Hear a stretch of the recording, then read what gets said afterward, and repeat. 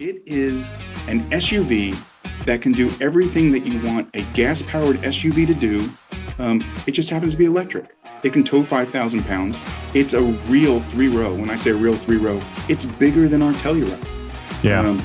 And it's got a range, depending on what you want, up to 300 or more.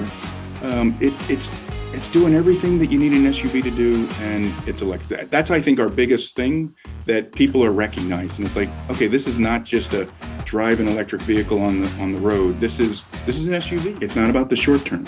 It's about what the vision is and the long term. And the long term is that Kia is committed to electrify.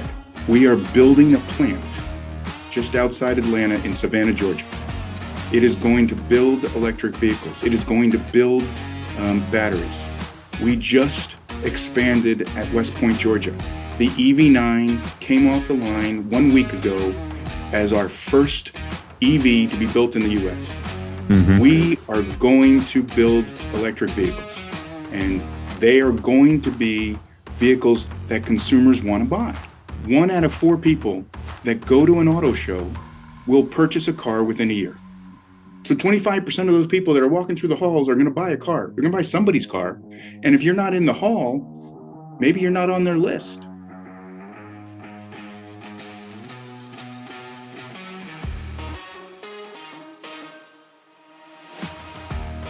Hi, I'm Russell Wager, and this is Cars and Culture with Jason Stein.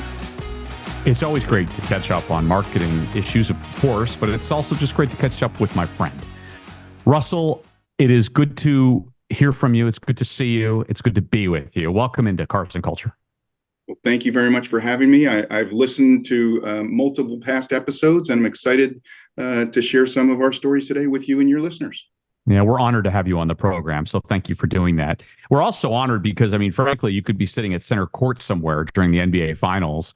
I imagine you're a basketball fan. Absolutely. I'll admit I'm a Philadelphia 76ers fan, but just NBA overall.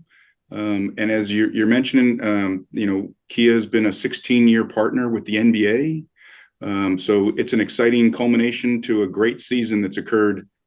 It just started last night. So I'm looking forward to a great series between both Boston and Dallas. 16 years. I had no idea that Kia was a partner of the NBA for that long. We were a partner for 16 years. We've grown that relationship each year, somehow, some way. We're also partners with almost half the league's teams. We have partnerships with 15 different teams, always looking for markets that have opportunities, that our dealers want to be activating in locally, and teams that want to partner with us. And I think it shows that Kia does help each of those local teams as well. Why does the NBA make sense for Kia? A lot of major league sports all have fans, right? At the end of the day, what we have seen is the NBA has very, very engaged fans, especially in this social arena, right? So everyone always talks about the games, regardless of the league, but they are having conversations not only amongst themselves, but with brands that are supporting the NBA more so. It's also a younger audience. And when I say younger, I'm not talking about teenagers. I'm just talking just general and younger in mindset as well. So we have found through our research, all sporting leagues are great. I don't want to take anything away from any of the others. But what we have found is we see better results from our partnership with the NBA. Fans say because of that partnership and because what we do with them and the local team sponsorships, that it's authentic, that we're not just writing a check. We are actually trying to do things to help the fans have a better experience with our activations on site, with what we do at the All-Star game each year, bringing some of the players to some of our events, whether it's an auto show. Just this past weekend out here in Long Beach, we had Electrify Expo go on, and we brought Danny Green, great legend NBA, and people were so excited to be able to meet and greet one of their heroes. Wow. How do you measure success at that level? What are your metrics on things like sponsorship? We measure everything these days, right? And it's so easy to measure sometimes. But how do you measure it?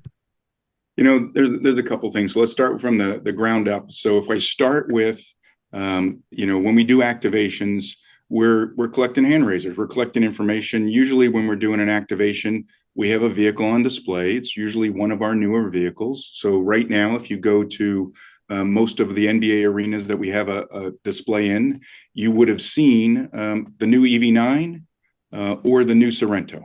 And we have people, they're given the information. And if somebody wants a little bit of an extra follow-up, whether it's us to send them something or going way down the funnel of, hey, have a dealer call me. I've seen this thing. I want to talk to somebody. So that's the start of how we're measuring. The other part, as I mentioned, is social engagement. We are doing a lot of content development, both with the NBA and by ourselves, to create stories, get the fans to want to be participating, learning more about vehicles. We do it organically. We're not trying to push them hard on it, but just try to engage with, our Kia Performance Awards. Monthly, every for the 5 months of the year, we give out an award, and then we ultimately do the final as far as MVP trophy, Rookie of the Year, etc. All of those. So we're doing contest engagements. Those elements, time on our site, time in our channels is another measurement. And then finally, of course, we're doing a partnership with Turner and TNT and the post-game show with Charles and Shaq and Ernie, and it gets great performance measures as far as people after they see our spot in that show, that we see our spike of search on our site go up dramatically. Wow. Interesting. So they watch it, they watch the game, they see you on there, they see the post-game conversation, then all of a sudden they're like, well, that EV, I'd like to really understand that a little bit better. Fascinating. Yes. That's the theory. It works.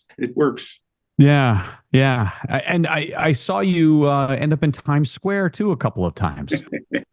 I mean, you're kind of everywhere. I see you in I see the All-Star game. I see, the new Ryan Seacrest. Well, let's put it this way. It's no secret. Part of our strategy is live events. In this day and age of media, people can time shift all they want, which is great. You consume at your own time. But for us, there are certain times when we are wanting to make sure people are aware of some of the stories right then and there that we have to tell. Live events do that. Obviously, NBA, we just talked about. Times Square.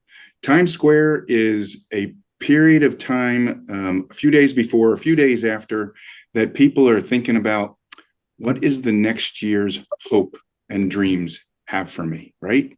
So people are very much open to listening to positive stories. And what we've done the last couple of years by going to Times Square, we have our program called Accelerate the Good. It's our charity give back to multiple charities. One of them is St. Jude. And in the last 2 years during Times Square, we've been on the stage in the middle of Times Square, broadcasting on their live feed. So the live feed is not the Ryan Seacrest feed, but a separate one that's still going to 10 million people, both in the US and globally. And we announced our donation last year was $1.8 million to St. Jude. So it's another way of getting something, has nothing to do with about selling a car, right? It has to do with what the brand does and gives back to the local communities in each of our 750 plus dealerships communities. And now you've got an arrangement.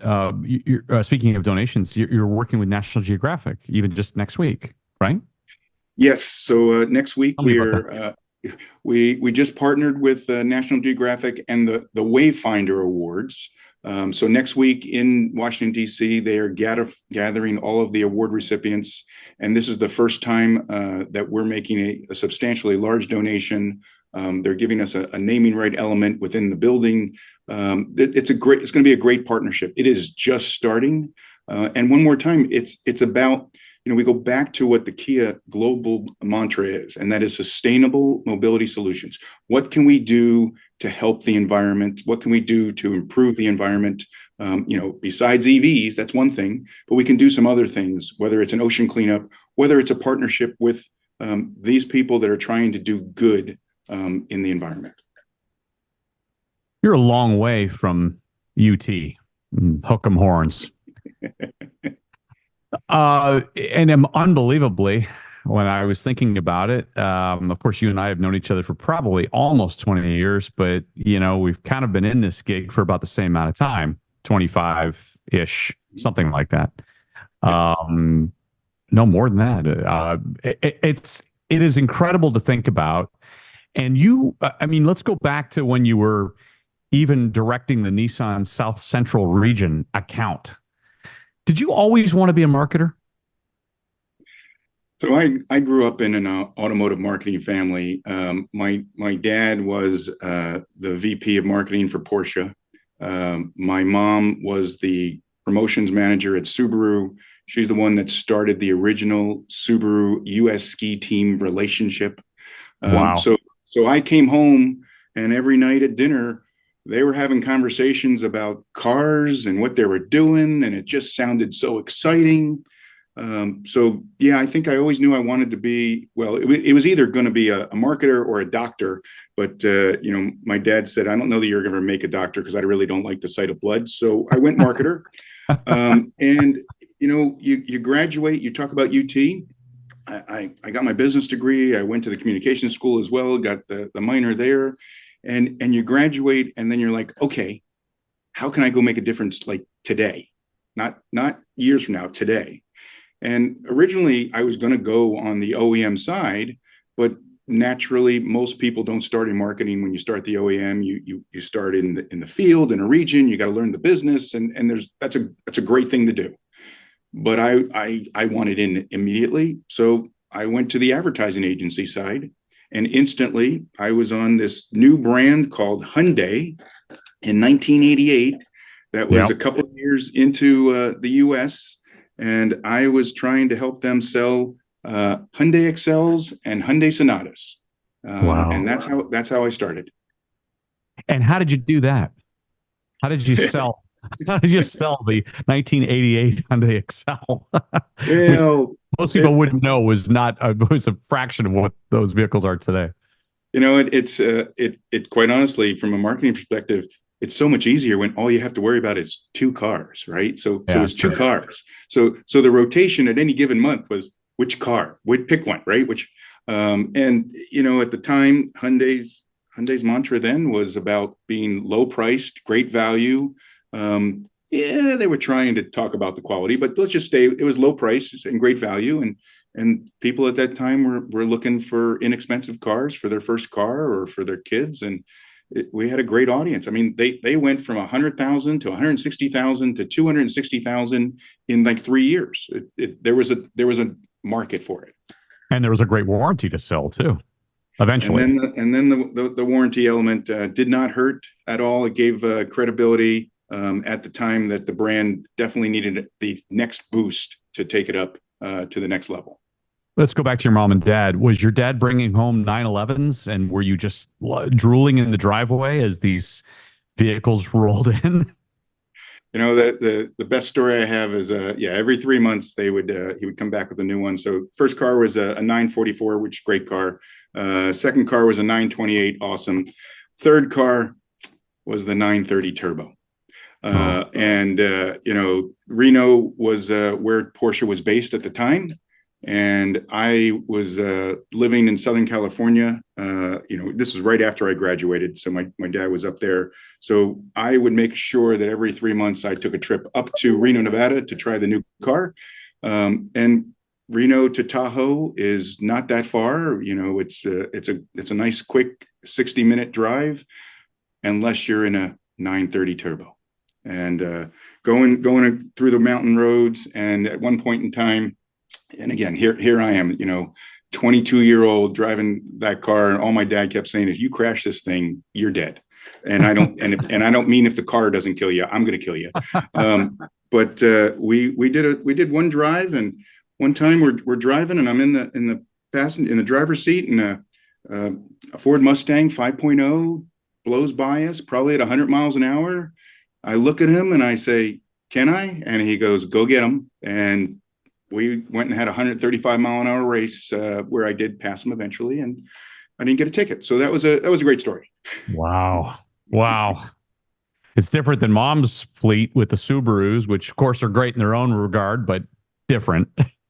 Just a little different, but even back then there was always unique things. I mean, way back when Subaru had this thing called the Brat. It was the pickup truck with the seats in the back, and everyone always kept saying, "Oh, it's a tax Dodge." It's like, you know what? It was a fun utility vehicle. Tax Dodge, not tax Dodge. But put that aside, it was a great little vehicle, and had a lot of fun in the back of that one. That was great.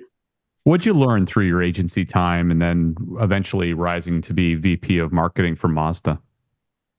You know what? As much as we have probably through all our careers, whether we've been in this business a year, 5 years, 15, 25 years, each time a challenge, and I'm going to call it an opportunity, not a problem, comes up, there's always a creative way to solve it. There's always a creative way to solve it. And I think that's what separates some people from having a good career to having some people that move up through their career, is like how they solve those challenges, address those issues. That's what I've learned. On the agency side, that's what we're tasked with every day. The agency is tasked with, give me a creative idea. I might not ever use it, but just throw it at me.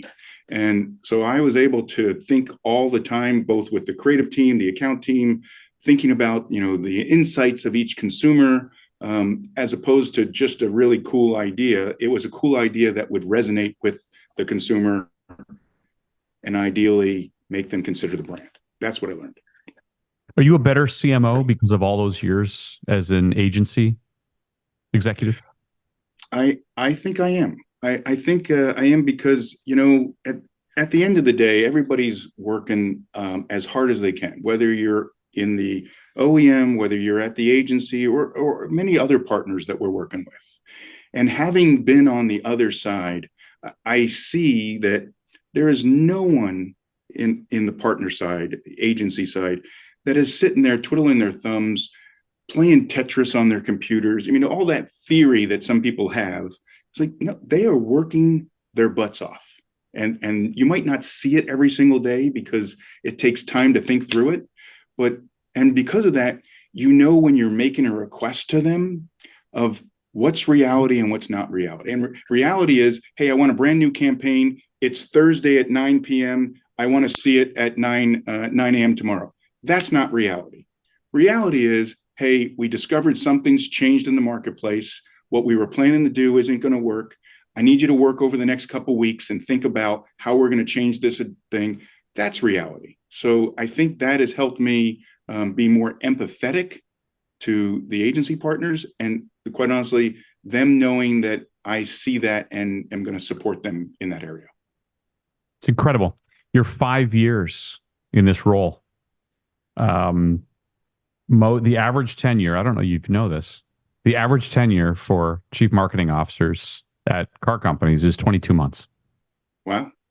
So congratulations on 5 years almost. I did not know that statistic. I don't look at things in months or days. I look at it in, I signed on for a mission because I believed in the vision of the company. We're making great progress toward it, and we can talk about that. But that's what I signed on for. I didn't say, "Oh, I'm going to do this for 2 years. I'm going to do this for 4 years." I believe in the company, and I believe where it's headed. Well, we're going to get to that great progress, but I want to talk about those 5 years. And those years were not all sunshine and unicorns or NBA three-pointers or balls dropping on New Year's Eve. You were there for 6 months before COVID hit everybody, about something like that, a little less than a year anyway. How did that experience help guide the Kia? How did your previous experience help guide that Kia experience during that time? Because during that time, I mean, one thing Kia did during those down periods was invest in marketing when other companies really chose to hold back marketing, didn't they? Yeah. So previous experience, there's been a couple of downturns. COVID, let's just call it what it was. It was a downturn for a bit. Let's go back to 2008, 2009. There was a downturn then as well, right? And at that time, I was working at Kia's advertising agency, David and Goliath. And when this was starting to pick up speed, when the housing market was collapsing, when sales were dropping, we did some research and we basically made a presentation to the Kia executives at the time. This is your time to grow. You're at 2.5% market share. What you do in the next year is going to determine whether you're going to come out on the other side at 2.5% market share or more. And our point at the time was not to cut dollars and not to increase dollars, just keep the same. Because as you said, Jason, most everyone else cut. So by keeping it the same, then the share of voice went up. And we did it back then. And from there, we went from 2.5 to 3.5 to almost 4%. So we go into COVID and, literally the world is collapsing.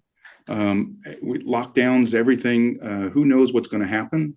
And we had an internal discussion about, are we planning to be here when this thing ends or not?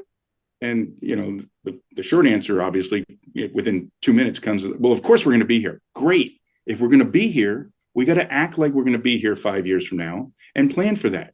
So same discussion.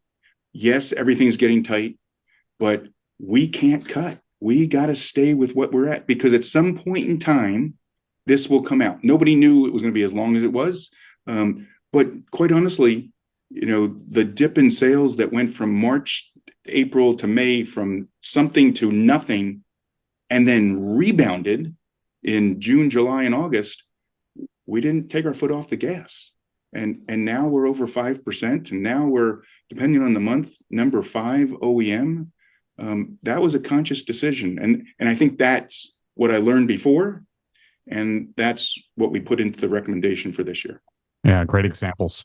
By the way, not to be overlooked, when you were at David and Goliath during that time, you created, just this little commercial that's called Hamsters, which, of course, everybody knows. The campaign ran for 9 years, right, Russell? It was a great product. The soul, it was one of those things where if you go back, there was the Scion box, there was the Cube coming from Nissan, and then there was the Soul. So 3 vehicles all in a boxy format. It's like, okay, you don't want to market yourself as a box, so you got to find a different way to do it. So we said, you know what, let's have fun with it. And the tagline at the time was a new way to roll.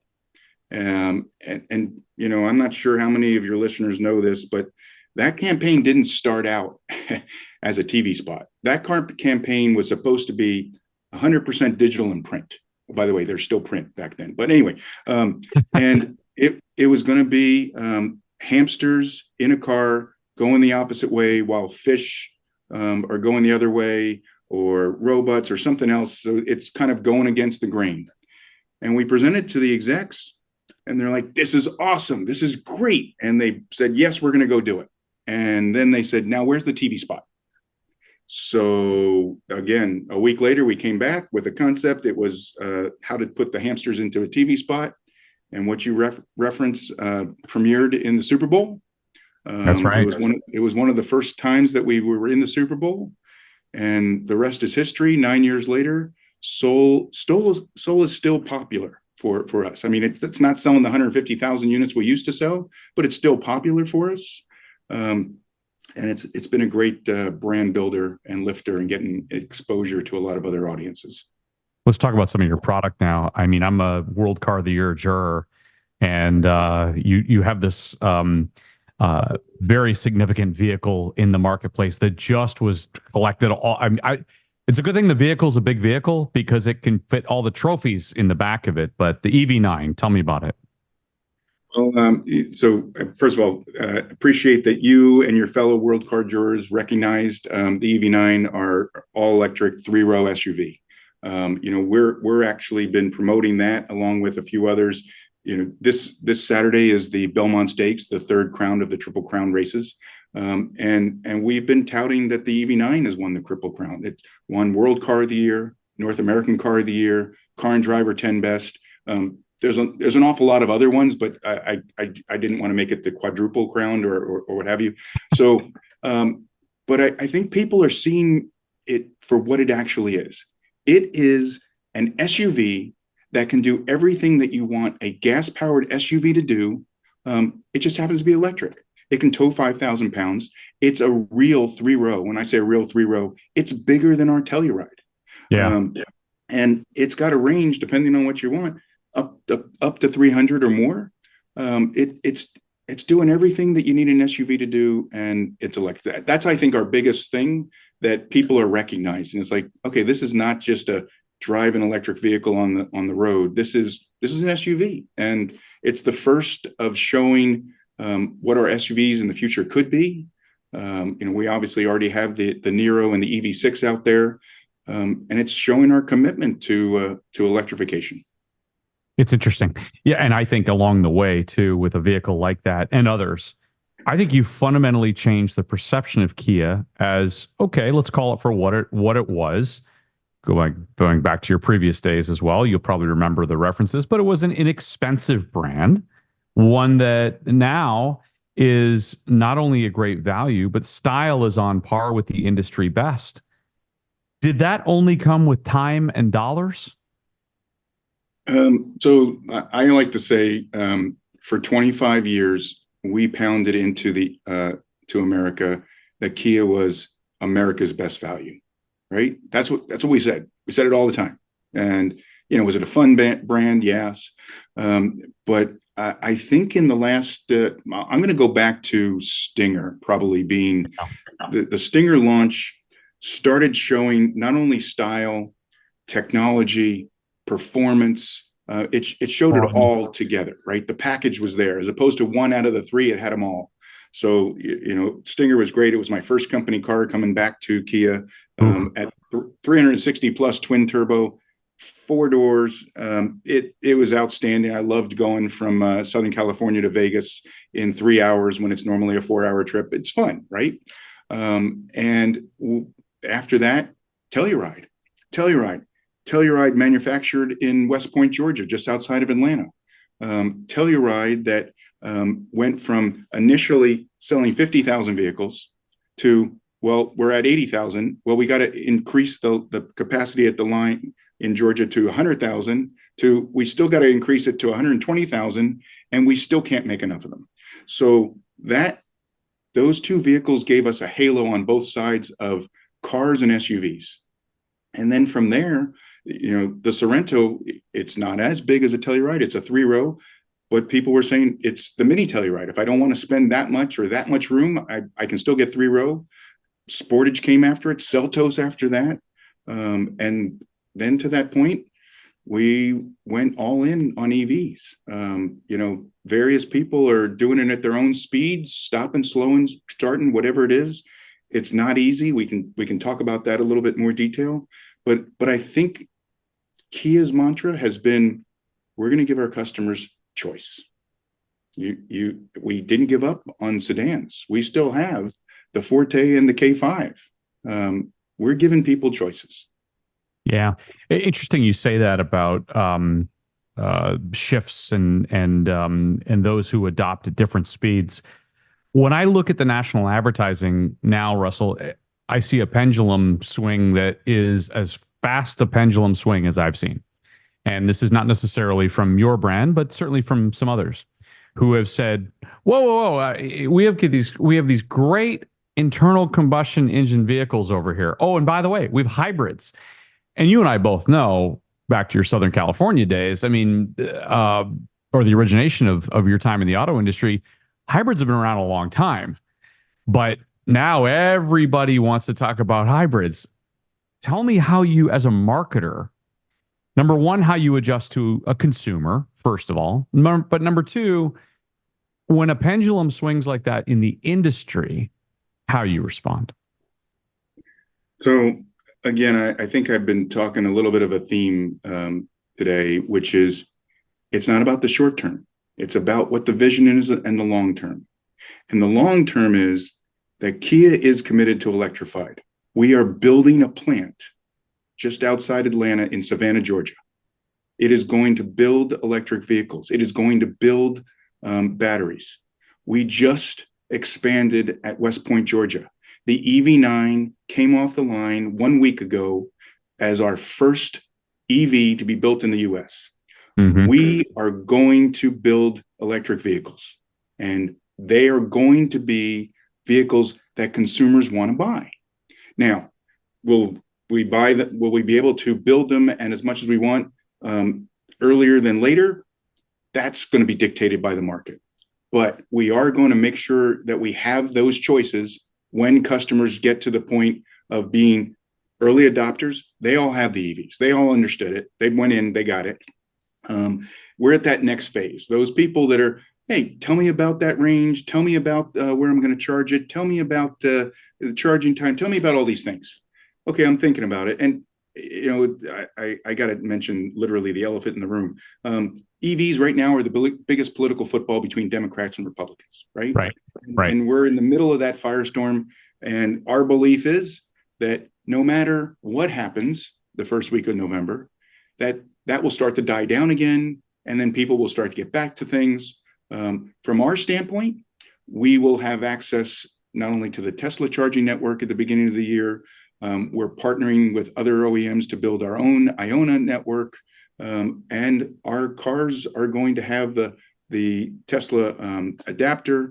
So there's going to be one of those concerns of where do I charge taken off the list for us.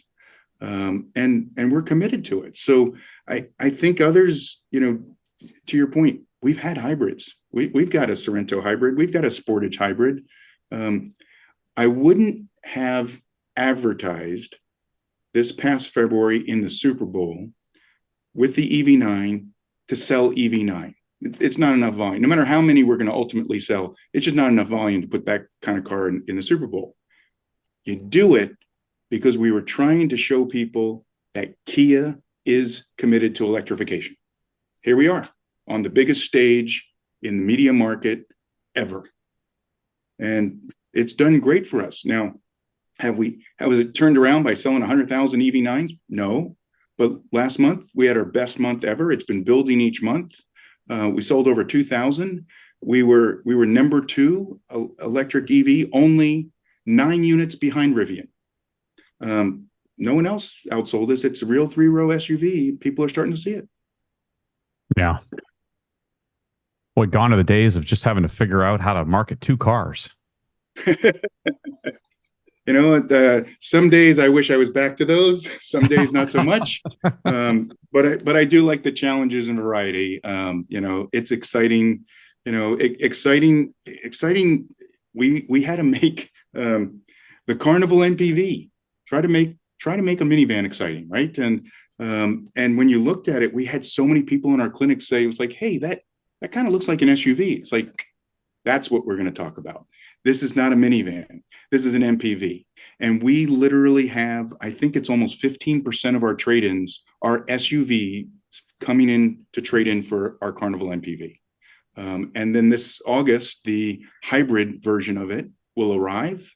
And now we'll have, once again, choices. Customers they want the gas engine, they want the hybrid engine. Some of our competitors have picked one side or the other. We're given choices again.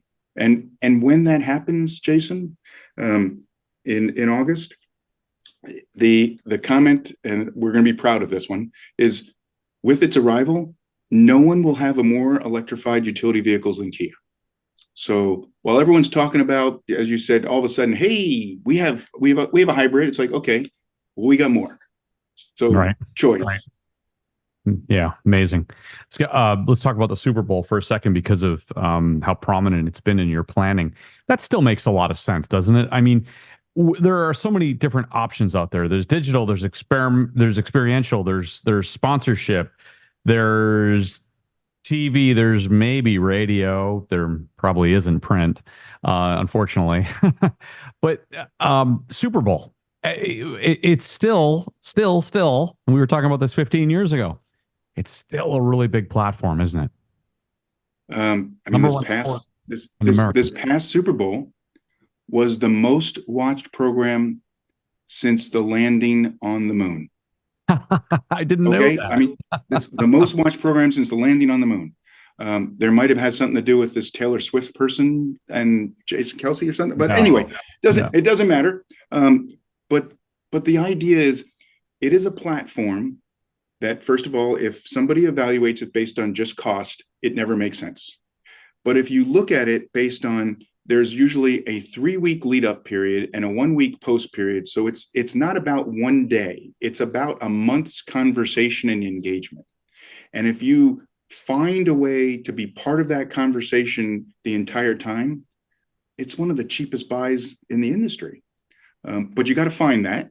And then you got to have a thick skin, because everybody's going to judge you.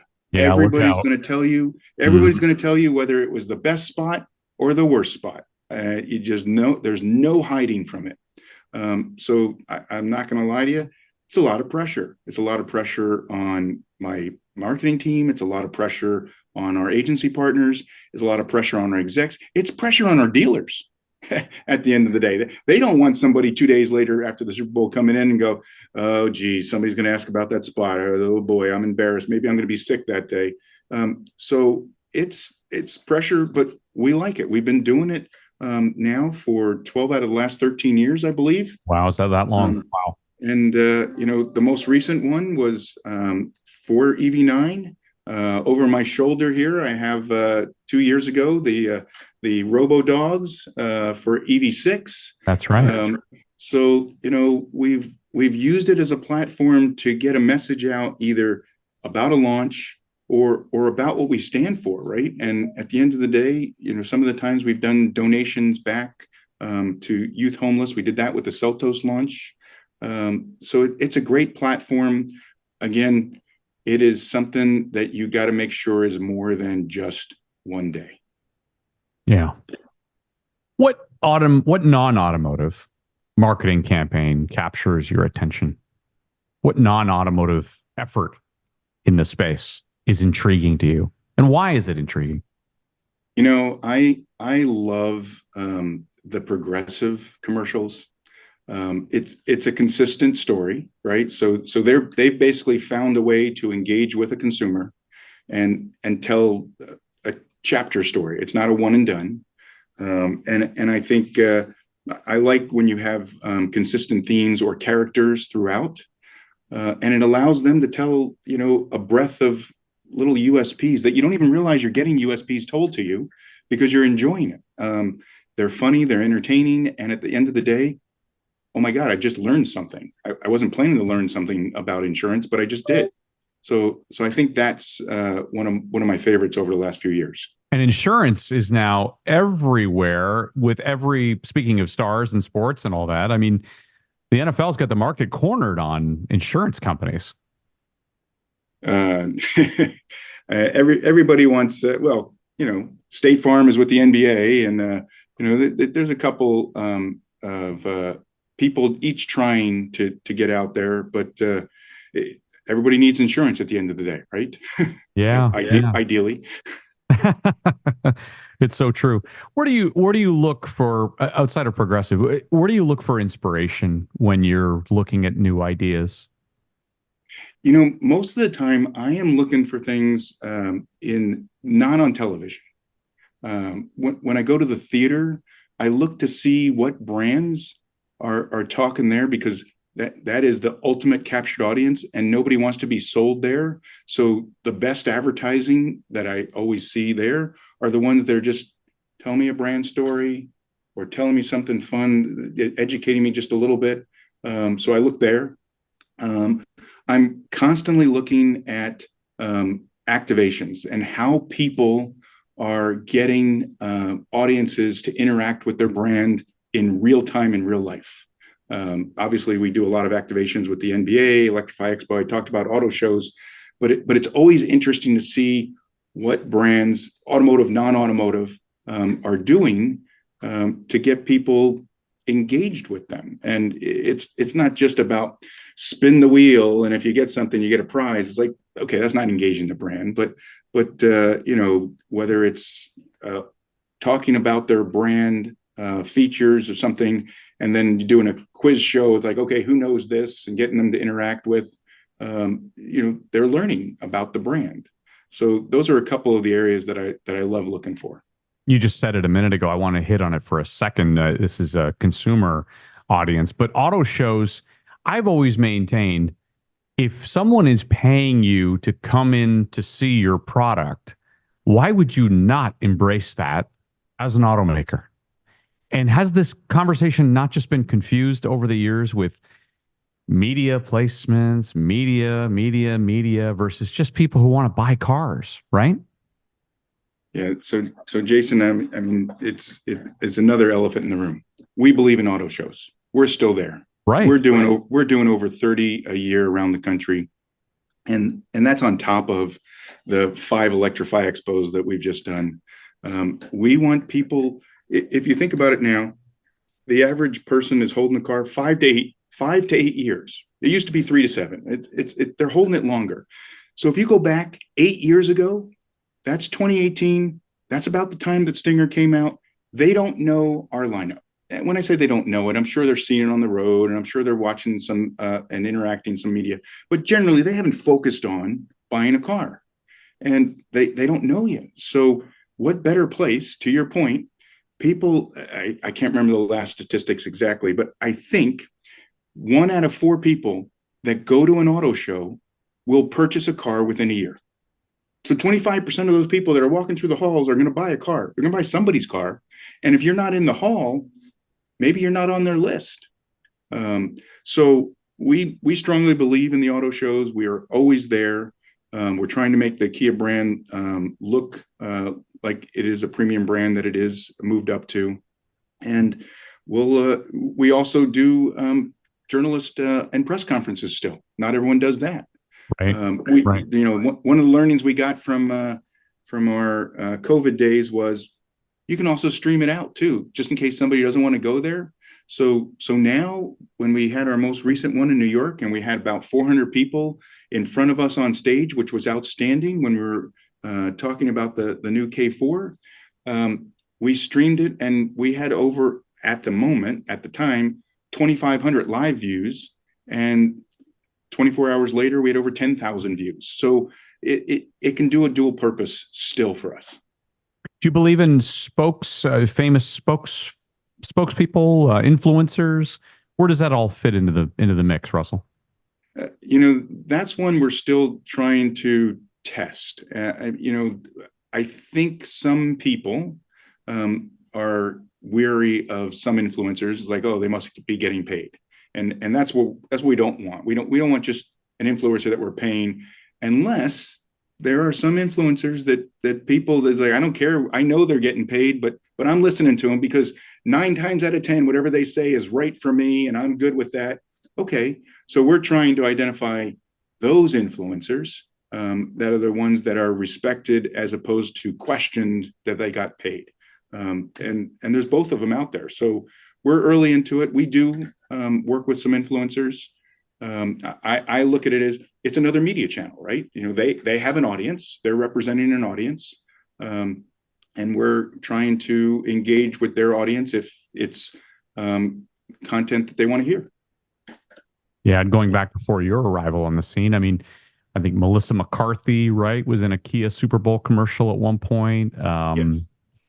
Having the right people with your product doesn't hurt either. Yeah, I mean, we've had LeBron James, we had Blake Griffiths, NBA at the time, right. Obviously makes sense. But yes, we had Melissa McCarthy. We've had some other celebrities going through the years. We're trying to make it so that the brand can stand on itself. I think in the past, it needed some extra helping with the lift. Again, not to say that we wouldn't do that in the future and that it can't ever be appropriately targeted, but we're trying to let the brand tell its own story. Yeah. What do you have coming up that you're excited about? Well, I know we've been talking about NBA, but right on the heels of that, in the end of July, will be the WNBA All-Star Game in Phoenix. And there's this new player in the league, Caitlin Clark, who's obviously, everyone talks No. about, but I think what's wonderful about it is, she is bringing attention to the rest of the league. And it's not that the league didn't have stars before; they have got some great players, but now all of a sudden, when you looked at the WNBA draft, the WNBA draft was broadcast on ESPN. 2.7 million people watched it. 2.7 million people. The NBA draft the year before was only 3.4. So all of a sudden, more people are interested, which is great. And we've been a partner with the WNBA for the last 4 years. We've been building up our activations there as well. We're going to be at the All-Star Game in Phoenix. I'm pretty sure that Caitlin will be there in some form or fashion. It'll be a great exhibition, and we're excited about that. Wonderful. Well, if they only last 22 months, we certainly are happy that you're coming around to month 60. And couldn't be happier to see your success. And just best of luck with everything that you're doing, Russell. Thank you for explaining the culture of Kia today on Cars and Culture. Mostly just thanks for all of your insight in the industry in general. You're very welcome. I've enjoyed it. I hope your audience has learned one or two things about us. And I look forward to seeing you again in the very near future. You have thick skin. That's what we've learned. Congratulations, Russell. Thanks again, Jason. You have yourself a great rest of your day and a great weekend. Thank you.